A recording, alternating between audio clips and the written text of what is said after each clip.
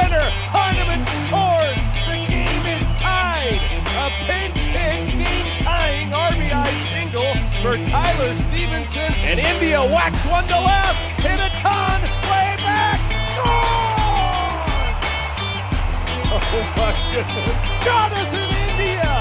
A go-ahead 2-out, 2-run home run in the bottom of the ninth. It's 4-2 Reds.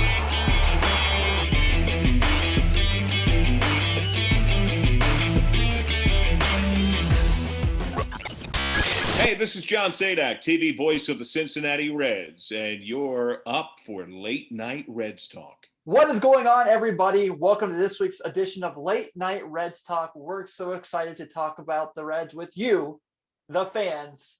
Thank you so much for tuning in, whether you're tuning in live with us here on YouTube, which you can do every Wednesday night at 9 p.m., or if you're listening to us on Spotify or Stitcher, or maybe pretty soon, Apple Podcasts. We're working on it. But I am Tim Daniel. I'm very excited to be here, as always, talking with my crew, my guys, Red Lake Nation man himself, Nick Kirby. What's going on? Thrilled to talk about the Reds on this big one-game win streak. Let's go, baby. Let's do it. I like it. And, of course, former Major League pitcher, Mr. Fishing in the Sun today himself, Carlos Guevara. What's up, buddy? What's going on, guys? You feeling good? Yeah, I'm good. I'm ready to roll. I know you are, man. I know you are. All right, so let you guys know what's kind of coming up on the episode today. Obviously, while you guys interact with us, we're going to be touching base on this past weekend, the San Diego series, the split with the Twins. Obviously, a lot of that's going to be bullpen woes and frustrations going to be coming out. We're going to talk about, we got a fan question we had on Twitter this week we got a lot of awesome answers on. So I'm going to answer some of the, read off some of those answers, and we'll see where the rest of the road takes us. But guys, obviously, the series against San Diego speaks a lot of volumes about where this Reds team's at right now. Let's start with the good. 2 games, they should have had one. They were, the ninth inning comeback on the Thursday night game when Tyler Stevenson and Jonathan India, the rookies, lead them back, give them a 2-run lead going into the bottom of the ninth, and they blow it. Who blows it? The bullpen. And then Saturday, was it Friday? Was Wandy's start? No, Friday was Tony Santillan's start. Wasn't very good. Had to rely on the bullpen to throw a lot of innings that game. They lost by 6 runs. Saturday, they're in the game. They play really well. Once again, same issue. And Sunday, they come back. They're down 3-0 in the ninth. They make it 3-2. But, Luis Castillo has one bad pitch. The rest of the game, he's outstanding. So what the point I'm making here, and let's obviously not forget the Twins game where they're up in the 10th inning and they go for 7 hours, which is a work shift for most people, and they lose that game as well, starting with Sean Doolittle in extra innings. So, guys, I'm going to play a little devil's advocate here. I feel really good about this team in the line as far as the starting lineup every day. I really like the rotation, even with Sonny not back yet. But we know what this team's flaw is. It's been pretty well known. It's the bullpen. It's shortstop. But this bullpen thing is just what did you – Carlos sent us in a text the other day in a hashtag, the waiver wire boys, is what this is becoming. To the point where Monday night, Josh Osich is pitching 2 1/3 for us, and we're going, oh, yeah, this is cool. Yeah, this might work. Yeah, this guy who has a career 5 ERA. Jeff Hoffman had a rehab start in Louisville yesterday, and our thought process is, you think he can get 2 innings in the bullpen for us? Yeah, probably. Sure. Hopefully. Okay. And I'm texting Nick hey, can we trade for this Pirates reliever to fix this bullpen? So these woes really stood out. I felt really good the fact that the team hit with the Padres. I thought, we've seen them hit all year, don't get me wrong, so it wasn't anything of a shock. But to know that if it comes to a slugfest, they can hold their own is exciting against the National League's best teams. But for the love of God, it's at the point where, yesterday, Wade Miley went 7 innings. He was terrific. He left with a 5-run lead. They needed Tyler Naquin to bail him out of the 9th inning homer to give him a 3-run lead. So we've been talking about this all year. We're 72 games in. Good news is they're 500. They picked a game up on the Cardinals today as they go a game above them in the standings because the Cardinals got swept by the Tigers. They're in 3rd place. They're 4.5 out of first in the middle of June, in the late June. That's great. You're in the fight. But at the same point, we're relying on Sean Doolittle to get major outs right now. And I say we just because we care too much as fans, and Carlos played for the Reds, so he can actually say we. But guys, this is, at what point do we say we've had enough with this? I mean, I don't know. When the Reds are 500, I'm never gonna get too down on it on the team. I've seen a lot worse. That's Yes. for sure. I don't know. There's so many thoughts. I know I got a lot of flack for it. I thought the Padres series was fun. You know, It was. It's weird to say, getting swept in a 4-game series was fun, but every game except for Friday night was entertaining. The Reds fought. The Reds, looking like you belong. That's a very overrated, cliche term, but they look like they belong this weekend. And this team, they never quit. I think you have to separate Tuesday's blown save with the others, because Tuesday's blown save is a blown save that's going to happen to anyone because it was Lucas Sims and TJ Antone.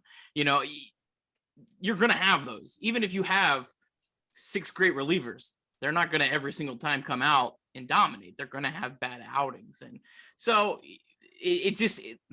the bullpen's never as bad as it seems, and when it's good, it's never as good as it seems. That's just, I think, kind of the nature of bullpens.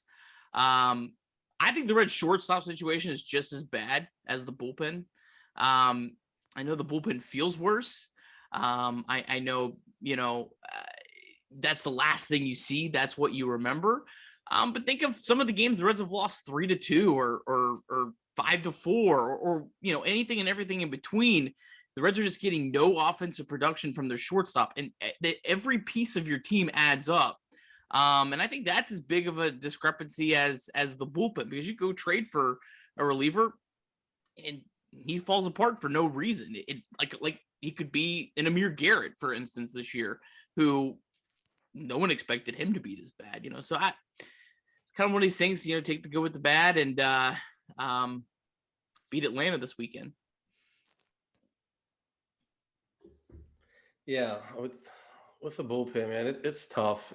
I know we try to be really optimistic early on, but I mean, at this point, and it's only going to get probably a little bit worse.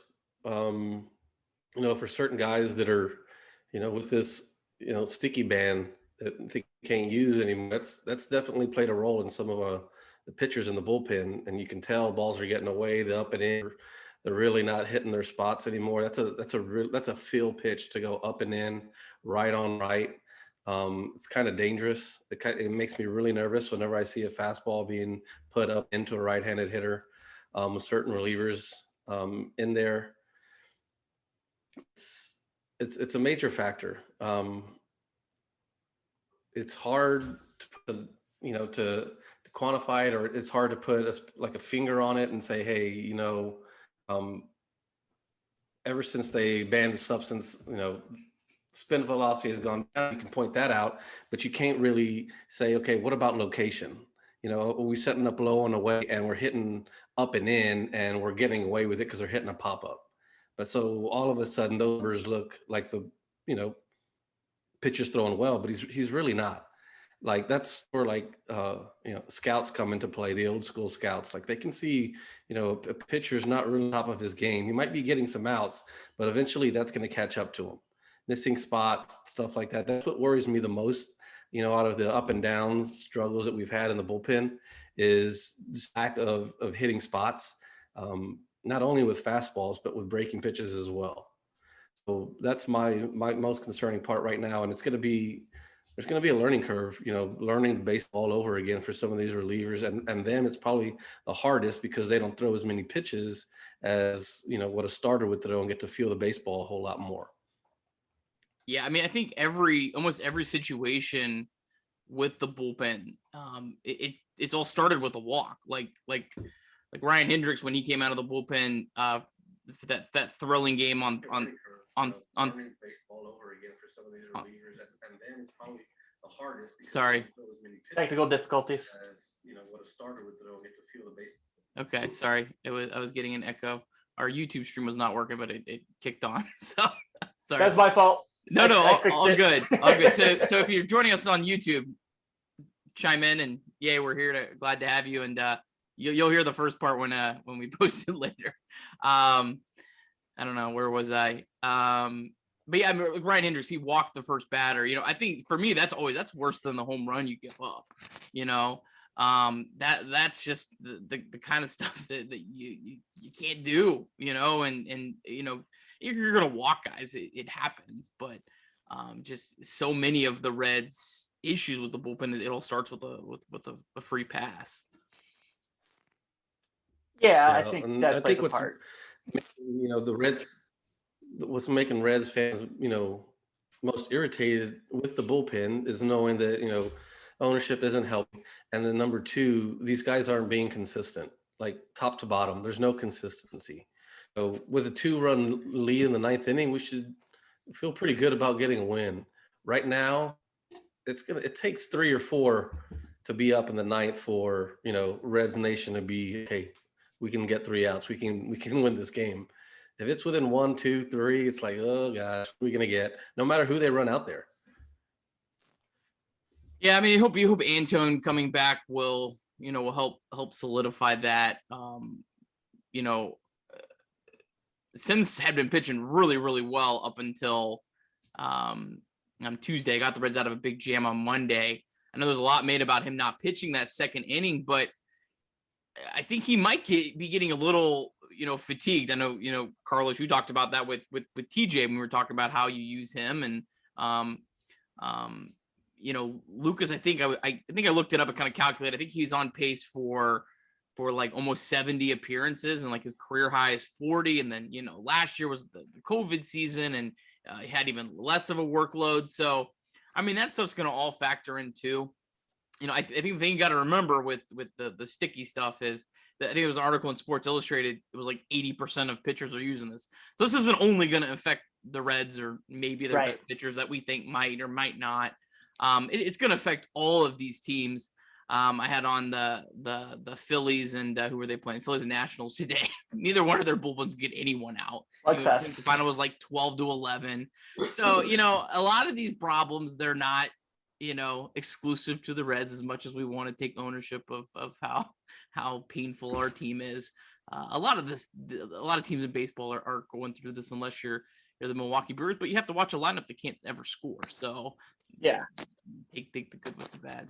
Pick your poison there for sure. Yeah, because I mean, you make reference. So today the Angels and the Giants went extra innings, and the 13th, the Angels bullpen gave up 5 runs.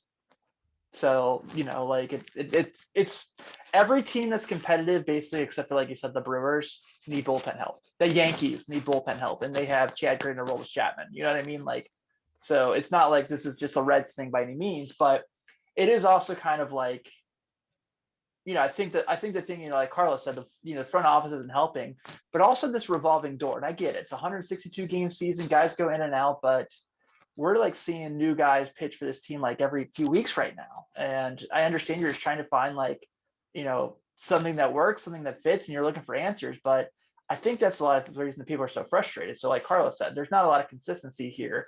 You know, Antone was out for a while, and then he comes back, and obviously has one bad pitch, but other than that, I think it's just kind of been more, you know, just kind of looking for those guys you can rely on more than just those two being Sims and Antone.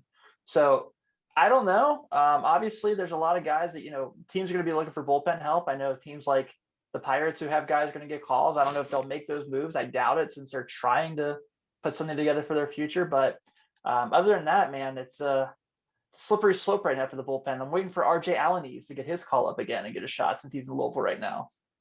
I didn't even know he was still on the team. Oh. Didn't either till I looked at the box score today and saw that he came in for Hunter Green.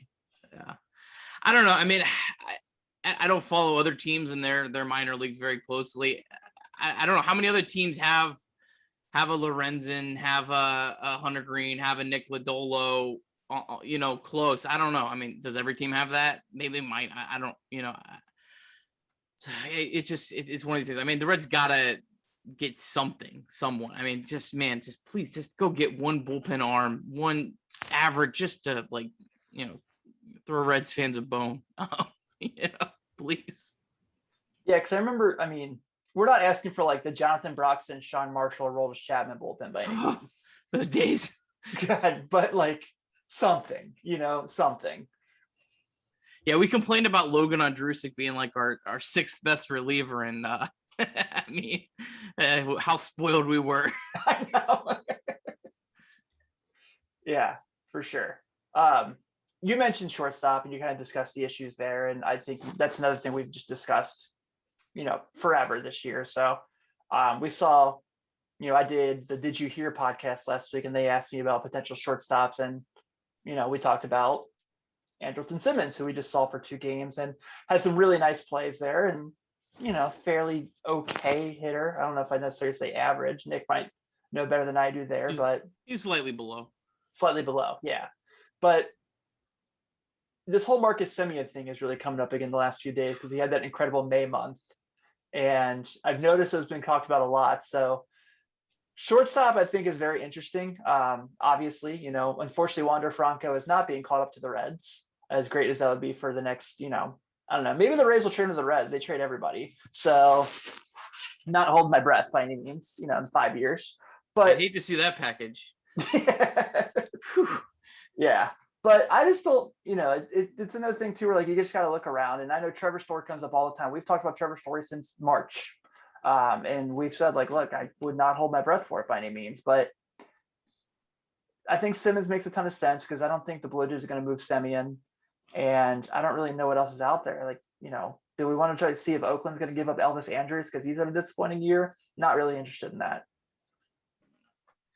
I mean, I think Trevor Story is a lot more attainable than I think people would think. I think, Trevor Story as a 1-year rental 5 years ago probably would have cost a lot more than he costs now. But teams just in general don't give up those huge, exorbitant packages for rental players. So the price is down from what it would have been. And then I think, a lot of other teams, I know the Reds are the worst team in baseball at cutting money, but they're really not.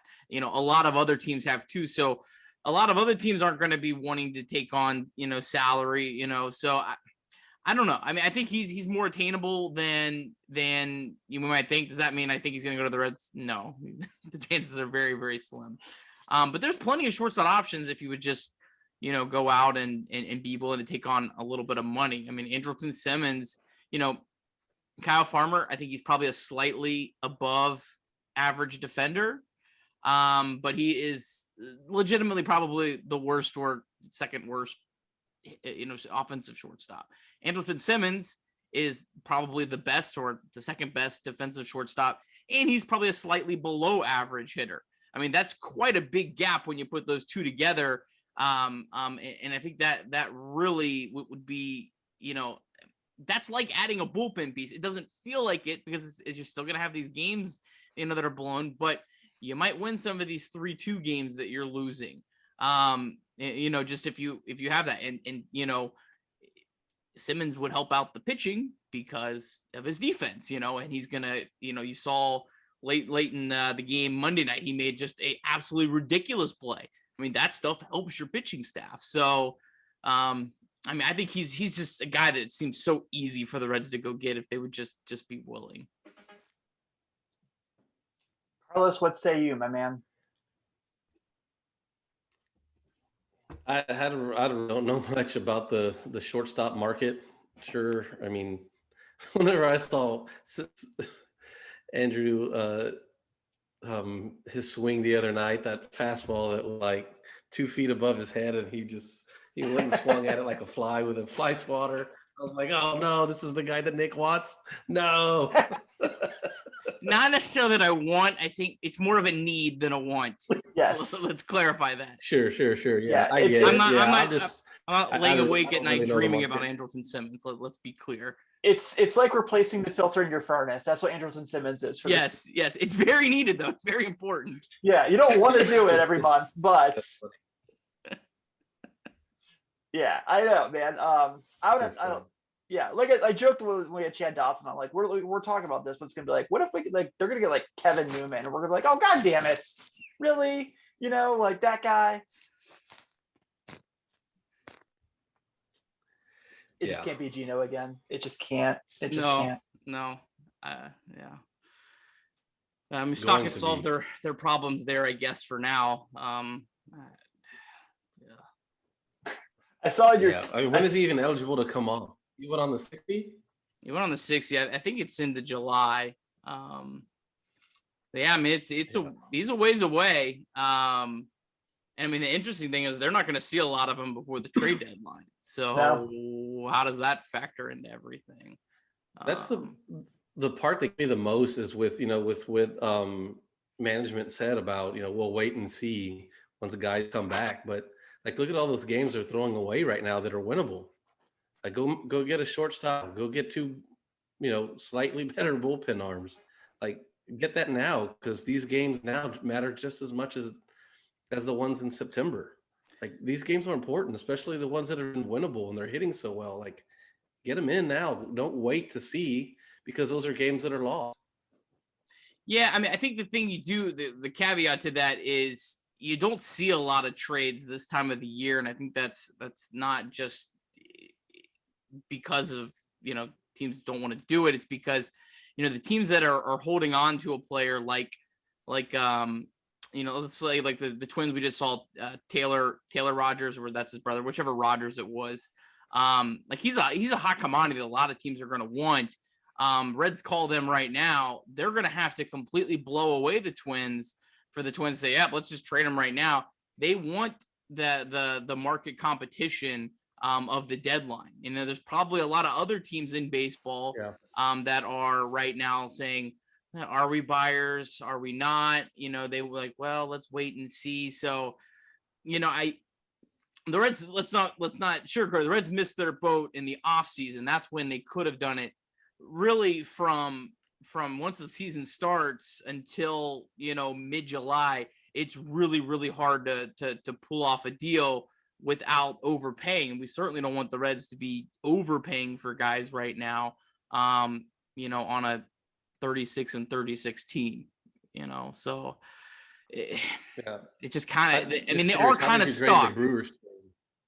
The Brewers did. I mean, the Brewers did.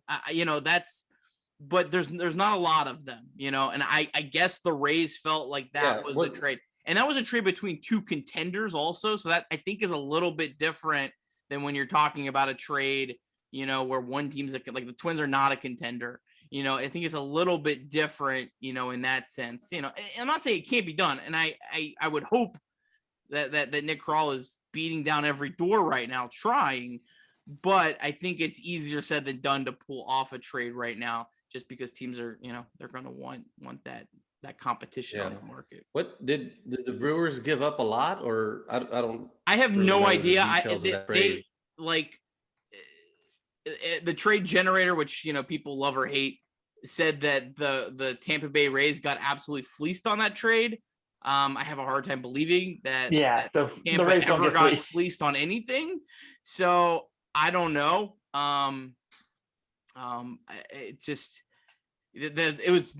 That's one of the most bizarre trades I've ever seen. I can't wrap my head around that's all that it costs for Adames, and he's playing like a stud for the Brewers. He's probably like their second or third best offensive player right now. Yeah, I'm looking at shortstop OPS leaders right now, and it's like all guys the Reds just do not have a chance of getting.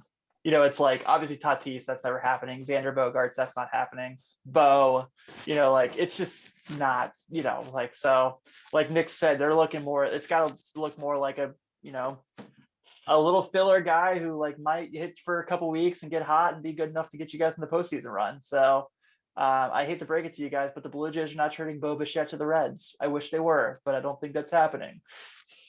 Freddie Galvis could be a guy. That's that would just be like a real kick in the gut, it's like you could have just kept him. Yeah. But the Baltimore Orioles are the perfect example of I have no idea what the Reds were doing. The Orioles knew they weren't going to compete. Freddie Galvis was a one-year player, but they signed a guy because they're like, you know what?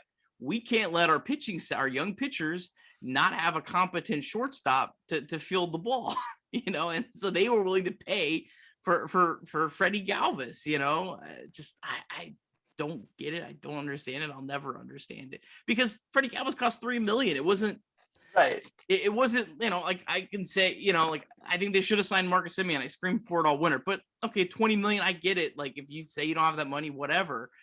But like 3 million, like just go get Freddie Galvis. Like I don't know, maybe he hated Cincinnati. I don't know. Maybe. Yeah. Not a Skyline guy. He hated Sky. That's what it was. They served to him every game, pregame. Yep. Yeah, I'm out. Going to Baltimore. They got some hella barbecue in Baltimore, man. Good shit. Carlos, did you see also speak of the Orioles? They got a knuckleballer now. Did you ever play with a knuckleballer? I'm curious. No, I don't think so. Did you ever practice it? Did you ever try to learn it? Of course, everybody who's ever played baseball has tried to throw a knuckleball. Yeah. I actually in my early high school days, that was like my tip. Yeah, I figured I just had to ask, just had to be sure. If any other bullpen issue, any comments that anyone have any in regards to that they want to share what their thoughts are? Anyone have any trade targets they can think of that the Reds might be able to get? Like I said, unfortunately, it's not going to be Xander Bogaerts, but I don't know. yeah, I've got nothing. I got nothing either, man. It's just a process. Do you want to go into? We've got a lot of questions about. Yeah, please do. Lodolo and Green. I don't know. I don't know when they're going to get called up. I wish I did. I mean, I think the Reds are willing to supplement. I have an idea that I really wanted to run by Carlos. So I don't love the idea of throwing Hunter Green or Nick Lodolo in the bullpen because of being triggered because of what happened to Aroldis Chapman. And that's probably something I should just get over. It's not that big of a deal, but whatever. It is what it is. What if the Reds tried for their fifth starter? So they moved Gutierrez to the bullpen, who's been great, but I don't think we expect Gutierrez to be a lockdown starter all year. What if the Reds did a tandem start with Green and Lodolo? Do you think that could work, Carlos, where each guy pitched 4 to 5 innings? I've never seen it work. I know, the Padres, I think this year they did a little bit of that with Weathers and what's the other that guy's got Lamet. Yeah, Lamet. They did okay. I mean, I guess it could work. It's just tough. Like, starts which day, who's piggybacking the next. I'm sure they would just rotate it. But I mean, at this point, sure, why not? I mean, it's not going to hurt them. It's different for the guy that's coming in from the bullpen. You don't get to do your long toss, which is, right off the bat for a rookie. It's like mentally it's there. Like, man, my arm doesn't feel loose, or I'm not quite there, or start throwing. Do I start throwing in the third inning because I'm going to throw the sixth inning? Do I start throwing in the fourth? Like, it takes a while to learn how to come out of the bullpen, which they wouldn't be expected to get hot right away. I understand, but that's for it to work out. Everything's got to work together, and it's got to be like, perfect world. Yeah, okay, it worked out well. So that second guy's almost got to be treated like a reliever. Got to be almost sort of like. There's no. Just think about it. Whenever you have like a doubleheader, like now it's like 2 7s. So if it's a normal star pitcher who's going to throw that second game, as soon as the first game's over, he's out there moving around, exercising, long tossing. He's got his 30 to 35 minute routine. But if a reliever that's going to throw that second game, like it's going to be a bullpen game, he goes out there 8 minutes before the game's going to start, and he goes through his normal routine. So you try to put that second starter to come a reliever, he doesn't know what to do. Everybody can tell him, hey, okay, start throwing early, start moving around, but it's not the same at all. It's a totally different world. I know it sounds to like, the casual viewer, the casual fan that, I mean, what's the big deal? He's throwing the ball. It's not. It's a totally different thing. Like baseball players go off of their routine since they were little kids. They do the same thing over and over and over and over and over. That's how they get good, because they do this thing over and over and over and over and over. And all of a sudden, this, these young guys, you want to stick them out there to do that. It's like the shock. It's like, whoa, throwing them in a cold pool. It's like, oh, that's what I think about that. Yeah, no, I love that perspective. I have no idea. I obviously don't know what it's like to come on to Enter Sandman and go yeah, I mean, speaking from personal experience too, like we did that in low A in Eaton. They had pitchers do that. It was me and Thomas Pauly, who was a second rounder. I got called up and they wanted us to piggyback each other and we would flip. And whenever I was a starter, I threw the hardest whenever it was like the 5th, 6th, 7th inning. That's where, like, for me, I was throwing like 92, 93, and so that's what they were expecting for me once they moved me to the bullpen, but I could never do it. They had me get up like, okay, Carlos, you've got the 8th inning. So we want you to start throwing in the 6th inning, get that arm on it. And I'm like, I tried it. I couldn't do it. For whatever reason, mentally, maybe it just took my arm 100 pitches to get loose, counting the warm-ups. I don't know. I just could never do it. And I just remember Tim Naring being pretty upset the fact that they thought that I pulled one over on him and wasn't throwing as hard on purpose, which is silly because, any major league hitter will tell you 90 miles an hour versus 93 is no difference to them at all. So do you think that if you were going to move one of them or both of them to the bullpen, do you think there would be any value to not using them just as a traditional, pitch whenever with the lead or in a certain role? Do you think there would be any value to scheduling when they pitch, like saying you are pitching 2 innings on this day or anything like that? Or do you think it wouldn't matter? No, I don't like that, because what if he's throwing in a blowout?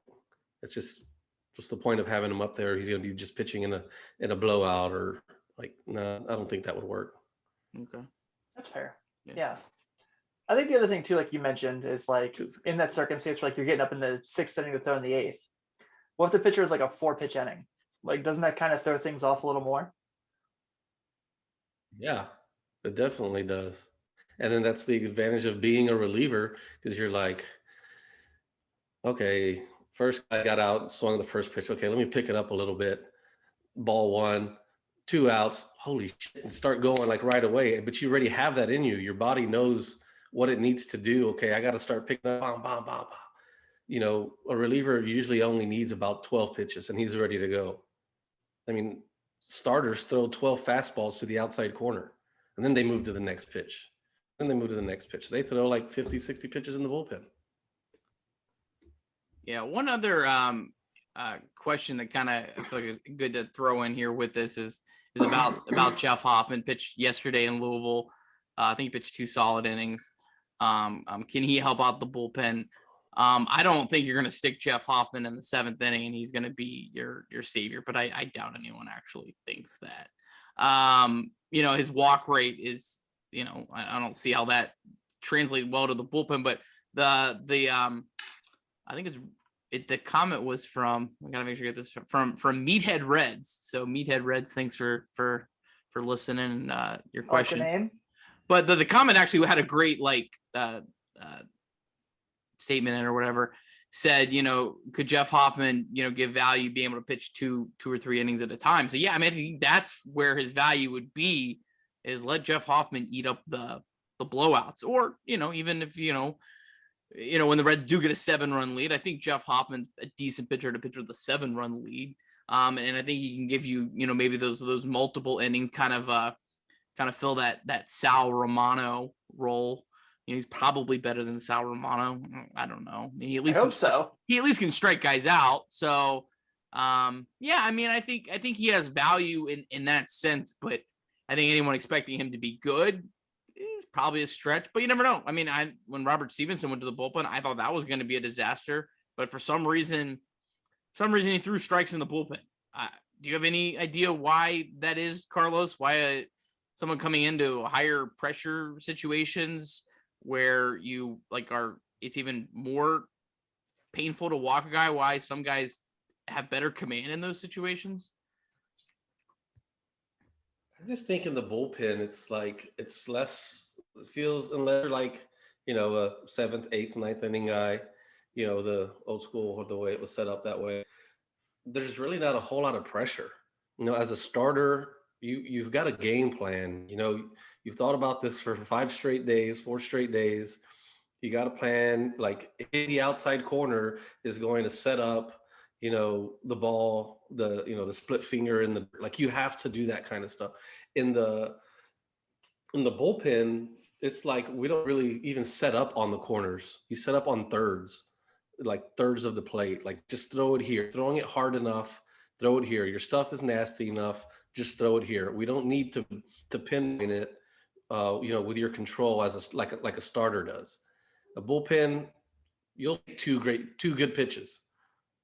You can be a good reliever with 2 good pitches. You'll be one with 3, or your second one being really above average. You can be a great bullpen guy. But I just think it's less stressful to be out of the bullpen because you don't have to be perfect. Circling back around to my point earlier, I'll just use Lucas Sims. He's all over the place. His numbers look amazing. Some of the stats that y'all send, it's all 98th percentile. He's doing awesome. But watching the game, he's all over the place. Rarely has been hitting his spots, but it's, we got good results, and that's fine. You'll take it every day of the week. But it's just something that you watch out for. It's a little, you can get away with a lot more bullpen. Yeah, that's fair.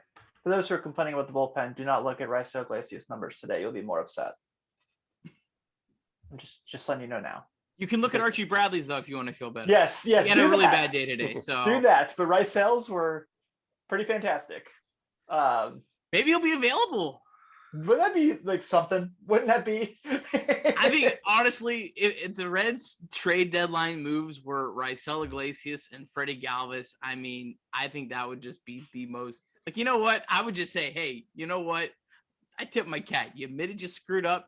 You fix the mistake and we move on. And anyone who wouldn't say, hey, good job, you know what? Just get out of here. You're a hater. You're going to hate no matter what. It reminds me of not gonna happen. So you saying that makes me laugh because it was a stretch in 2010. You guys remember Adam Rosales to play with the Reds for a little bit. He had this weird stretch. If you look at his baseball reference page, his transactions, where he was it was released by the A's, signed by the Rangers, released by the Rangers, signed by the A's. And it was a 2 or 3 week span where he was just going back and forth. That's what that reminds me of. Yeah, you can find that on about 80% of the Reds' current bullpen if you check their transaction pages. Yeah. Today Monday when Josh Hotchkiss came in, I went, who is that? And I had to look him up, and I was I know that's bad for me to say on a baseball podcast, but I literally was I was I've heard the name. I can't place the guy. I pitched for the Cubs last year. He did? I thought he was right-handed. So if it makes you feel any better, I thought he was a right-handed. I looked up, oh, he's a lefty. I was oh, interesting. Yeah, it is what it is. Real quick before we get into the next topic, I wanted to kind of talk about this real quick. So Carlos, you texted us last week, and everyone was super stoked about Hunter Green's 8 strikeouts in his AAA Louisville debut, but you went, did he give up 4 homers? And you kind of made a point that what you've seen is obviously the fastball is brilliant. It's fantastic. He's 20 years old, throws 104. But you kind of expressed some concern with his off-speed stuff, and you said that's probably part of the reason why he had that struggle. He pitched really well today for Louisville. 5 innings, 2 hits, 6 strikeouts. Hit 100 multiple times in the gun. And you kind of talked about the importance of that second pitch. What was it that really kind of jumped out to you? Was it just the box score, or is there something you've seen in his repertoire that you're man, that guy's got to figure out a changeup or something? The really time I've seen him pitch was the spring training outings, being able to watch it. And right away, I was those aren't big league, secondary pitches. Those are just something that's different than throwing 100, which you can get away with at, all the way up to AA, AAA, just depending, but that's not going to play out in the big league. Like it could have been, just a dry air in Arizona. It's hard to spin the ball, like it really is. It could have been that. I haven't seen anything, but like, you just reading off his box score, 6 strikeouts whenever you throw 100 miles an hour. That's not, especially in the world that we live in today where everybody is striking out. Like that's kind of a little red flag for me. Like what's going on? What is considered his second best pitch anyway? Like, I don't know.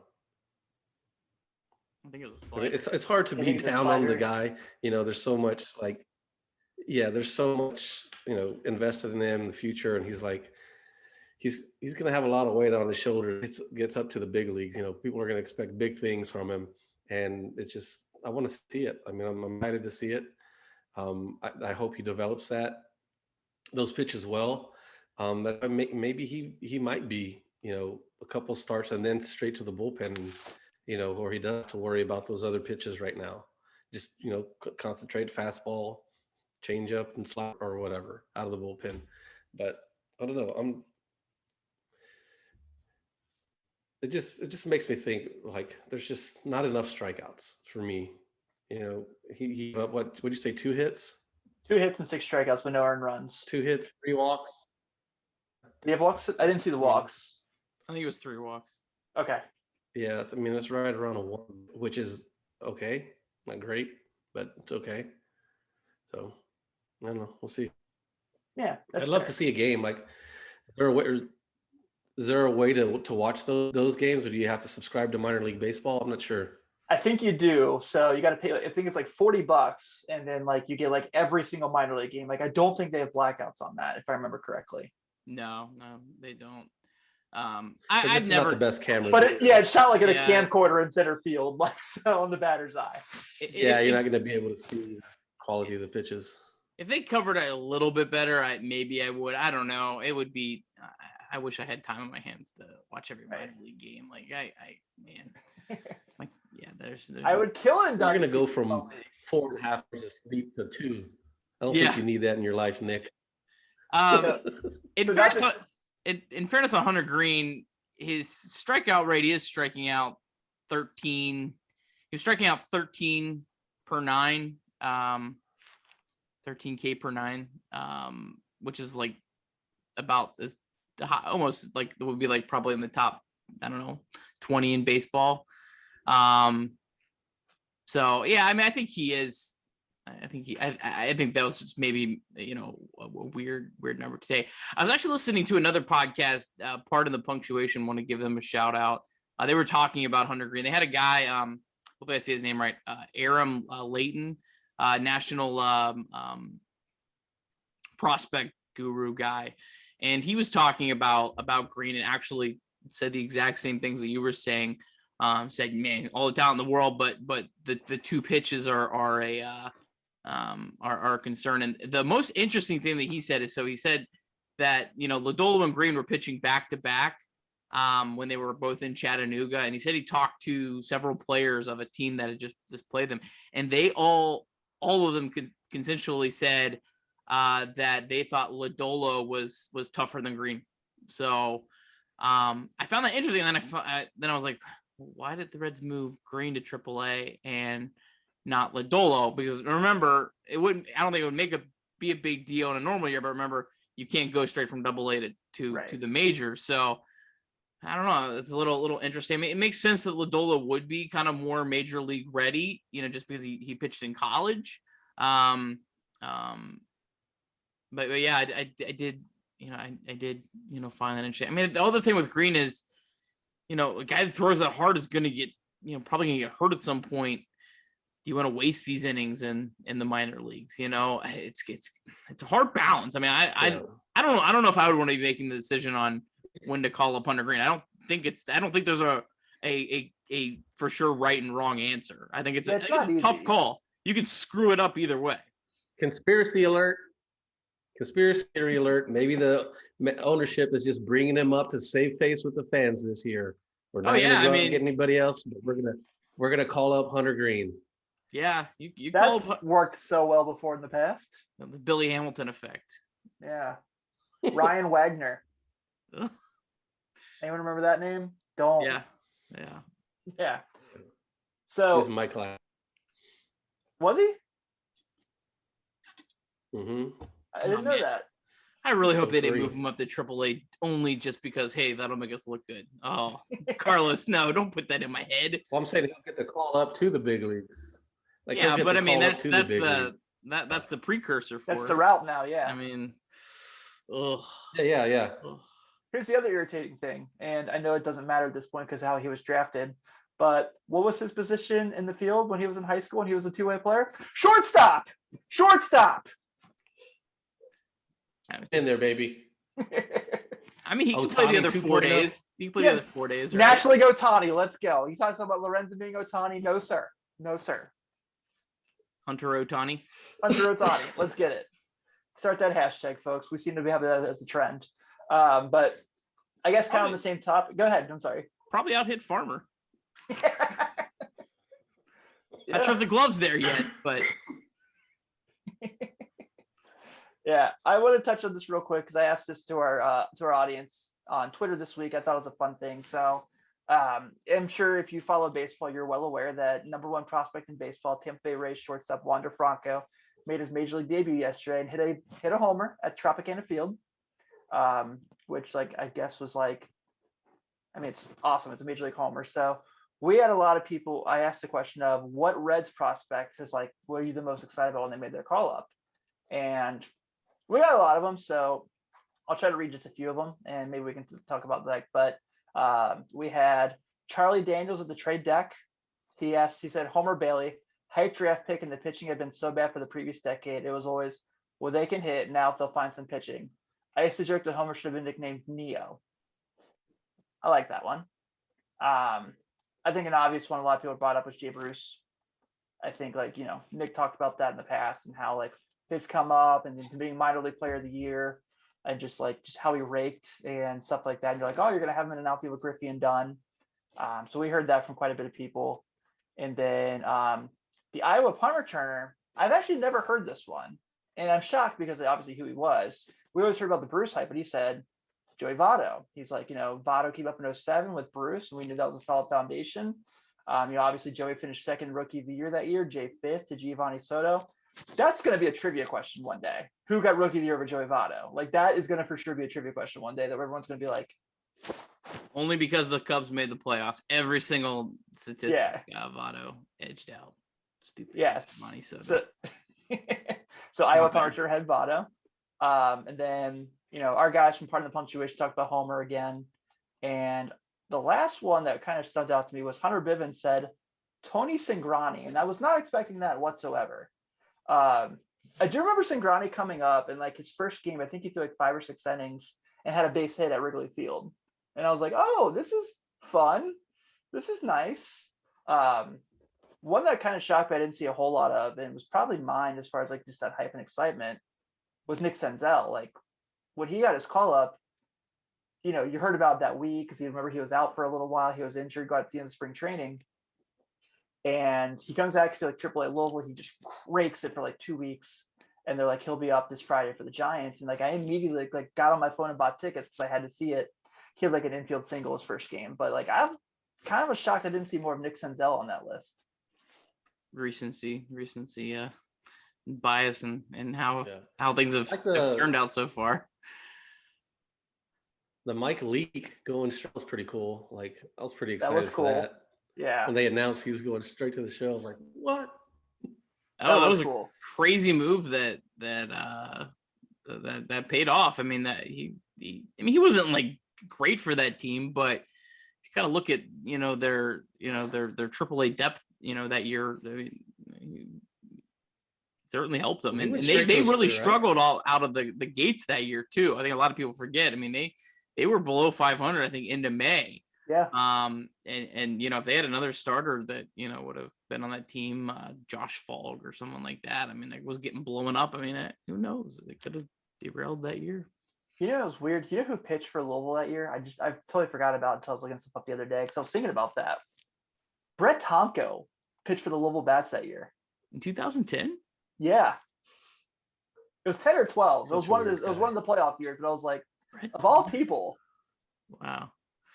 I was actually at Sangrani's that game in Wrigley you were talking Were you? about. That's Yeah, awesome. actually, I met his parents. They were like the nicest people in the world. His dad's a White Sox fan, and this was the first time he'd ever stepped foot in Wrigley. Never forget that. That's pretty Are, cool. are we giving ours? Yeah, go for it. So for me, I mean, I think it has to be Chapman. You know, Yeah. for me, I mean, I think the thing a lot of people forget is like it wasn't like it is now. There wasn't like a Jordan Hicks's and you know, like no one did what he did. It was such a novelty, and man, just every time he came in, it was just it was like a rock concert. It was an experience. So I mean, yeah, it has to be Chapman. I mean, I guess future Reds Hall of Famer Aroldis Chapman. I mean, Yeah, for he sure. has to be in there, right? Yeah, I have so I was at Clinchmas, and when he came in the ninth inning, it was my first time seeing him, and I was like, you know, and it was cool because like I remember like when I was a kid going to Riverfront and seeing like I went there in the home run race. So like when McGuire would come to bat, you would just see all these cameras just like taking pictures of him and all these flashes, and it was like that with Chapman. And so like, you know, and you got to see it for a few years, and like, you know, he kind of had that like that vibe of like, you know, Carlos talked about pitching in San Diego, and Trevor Hoffman came out and Hell's Bells played, and you're like your arm just like Chapman, when like you heard Rage Against the Machine, he did that stop as the bullpen thing opens and runs out. You were like, fuck yeah, let's go. Like you were just so fired up. Am I allowed to say that? I apologize if I'm not. Sorry for if the kids are watching. But yeah, man, that was awesome. And like you remember pretty well, like his debut against the Brewers when like he just came out immediately and was just like hitting 103 and striking everybody out, and it was awesome, man. That was so great. Did you see in that same field last night the Padres and the Dodgers game?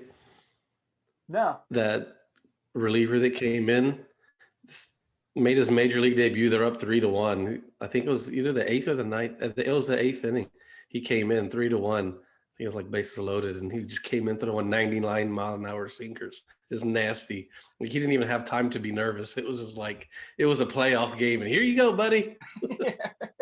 I think that's what I feel like. That kind of could be something that you know, those two starters down in AA, AAA, Lodolo, and Stevenson come up and just throw gas out of the pin in late September. That'd be nice. That would be Yeah. nice. I mean, Lodolo, for how good he is, I mean, I think he throws in the mid 90s. I mean, you start getting, you know, him with his more craftiness, you know, man, he could be just a massive weapon. And the Reds don't have a good left-handed pitcher right now in their bullpen. I mean, I think Garrett's, you know, looked better. I mean, I think it's like 8 of the last 9 appearances he hasn't allowed a run, you know.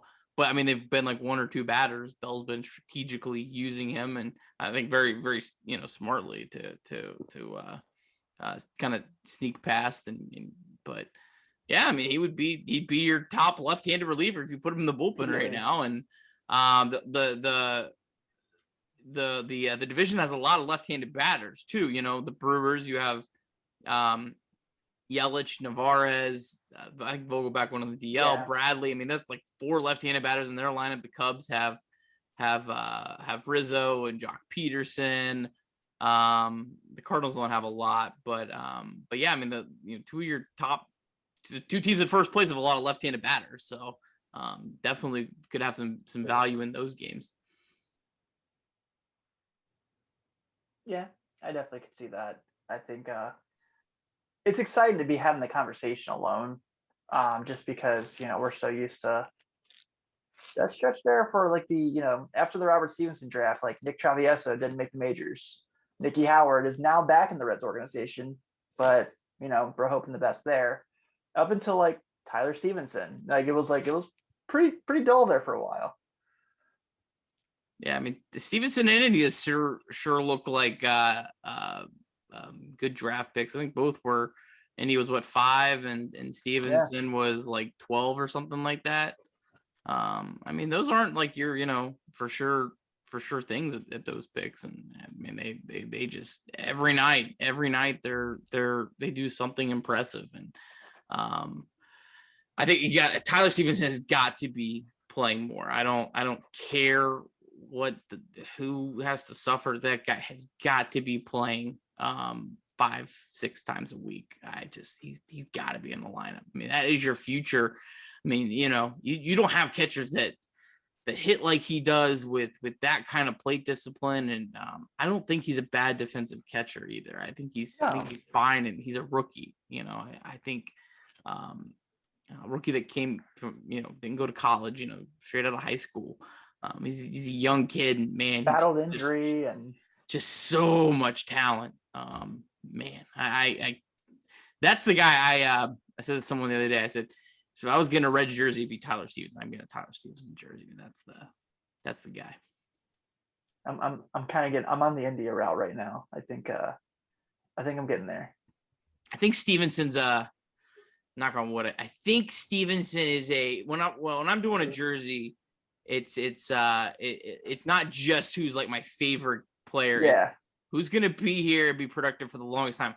I think Stevenson probably would have the higher percentage of the two of being a for sure thing, for sure MLB starter for years. But I don't know. I mean, I don't see anyone, unseating him anytime soon. Yeah, he's a bad dude for sure, man. All right, so up this weekend, 4 games with the Braves, who a lot of people preseason were very high on and are very much underperforming. They do have National League rookie MVP candidate Ronald Acuna Jr. in center field, who right now has the most leadoff home runs of anyone in baseball. He's basically Ricky Henderson right now, apparently, if you read Braves fans. Other than that, though, it's really weird to see them struggle. Like Freddie Freeman is not, defended his MVP very well for a while. He probably, and then they're kind of like going through a bunch of young guys as well. Like you're at home where you play really, for the most part, you play really well, minus the Giants and Diamondbacks series. You can say like they've been pretty awesome at home for the most part. And then I looked, and maybe it's been updated, but when I looked on the MLB app today, the Braves didn't have their projected starters for any game yet listed. So obviously there's 2020 postseason on a lot of Reds fans' minds. I get it. I do promise that the Reds will score more in this series than they did in that series. Tim, don't contest it. But your guys' thoughts on this matchup. Obviously, it feels like right now with how the Braves are kind of rolling, it's get through Acuna and you got a shot. So I feel pretty comfortable about the series. Yeah. So on the Braves, so there's on Fangraphs, there's a site, part of Fangraphs roster resource that tells you the projected starter. So it doesn't necessarily, these aren't announced yet, but this is who lines up and who they're guessing, and they're, pretty up on it. So they have Josh Tomlin, Drew Smyly, Ian Anderson, and Kyle Muller. So outside of Ian Anderson, I mean, that's some pitching you should be able to do some damage against. Smyly 5.11 ERA, worse peripherals. Tomlin 4.99. He's Josh Tomlin. I mean, yeah, I mean that's a pretty good matchup for the Reds offense, man. I guess when Ronald goes and hits a leadoff home run, be like, okay, it's fine. The Reds are going to score 2. So yeah, I mean that it shapes up to be a good one, and yeah, I mean just that Ian Anderson, but that's against Luis Castillo. That could be that's a rematch of Game 2. Yeah. So I'm looking now, Dansby Swanson is hitting not very well. Freddie Freeman, like I said, they were so high on Ozzy Albies, and he's not hitting very well. Austin Riley has been pretty good this season, but their offense has not been what we know the Braves to be. Obviously, we're not talking about Fred McGriff and Chipper Jones walking through the door by any means, but they are, these are guys we've read about for years, and they're middle of the pack. They're pretty similar to the Reds right now. They just have to face Jacob deGrom a lot more than the Reds. Our bullpen will get them right. Oh, you don't want to look at the expected numbers on Freddie Freeman. Oh man, he's there's quite a discrepancy there. So he is. I hate to say it, but he might be Do due. great. I'm Wait, going you Friday. That Toyota. Somebody's finally gonna hit the Toyota truck. Maybe twice. So, oh boy, yeah, that's gonna be fun. Yeah, Acuna has actually been unlucky. What? I mean, we're talking pretty slightly, but It's in this podcast now. Come on, we're on a good note. he's been unlucky this year. Oh man. So for the Reds, for anyone wondering who hasn't looked yet, tomorrow night it's Tony Santillan, who 2 starts in, done the best he could. Wasn't very good in the San Diego series, but that's a tough lineup to make your second career start against. Friday we got Vlad Gutierrez, who had his first, rough outing, but recovered. Saturday, like Nick said, we got the game 2 matchup with Luis Castillo back on the mound, who has pitched really well last 4 or 5 games. Like we're seeing the turnaround coming, like we all talked about. And then Sunday, you're looking at Tyler Mahle taking the mound. So I feel comfortable in the series. I do. I maybe shouldn't say that because Nick has now got me thinking about Ronald Acuna Jr. of all people being unlucky. But nowhere near Freddie Freeman's the regression or whatever the opposite of regression is. That's coming. It's coming. Freddie Freeman was struck out by Anthony Rizzo this year. I feel like at that point he should have just given his MVP trophy back. That should have been like, all right, man, here's this. But that's either here nor there. So, oh boy, I was going into this and I was like, I think they'll win 3 or 4, and now I'm going, uh-oh. Freddie Freeman, unlucky Freddie Freeman has a 116 weighted runs created plus. That's the same as Jonathan India, who is our savior. Like, don't sell that guy short. It's a mistake, man. It's a mistake. Yeah, it is. Abort. Freddie, we love you. You're great. You don't. We're not waking you up. You deserve the MVP. It was yours from this jump. Yes.